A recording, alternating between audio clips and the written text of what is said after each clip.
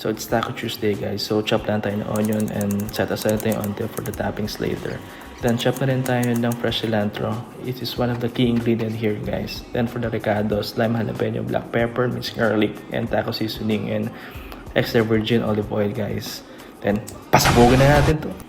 Just kidding. Okay, gisantes tayo with your minced garlic together with your freshly chopped onions. Bake it until you make it a beef in. So for the oyster sauce, medyo mahal dito sa US yan. So 2 tablespoon lang. Okay na yan. So, you just mix it for over a minute. And for the seasoning, taco bag nga pala ginamit ko dito kasi yun yung una ko nakita sa Publix. And para sa akin, para sa lasa niyan. Then, pinto beans in. And after 5 minutes, ganito na magiging itsura niya. Nagmamantika na. Actually, with that look, you're almost done with your meat. Then for the tortilla, just use the corn ones. Then, yun na. Kain na. Until then, guys, sarap mag-smoke then.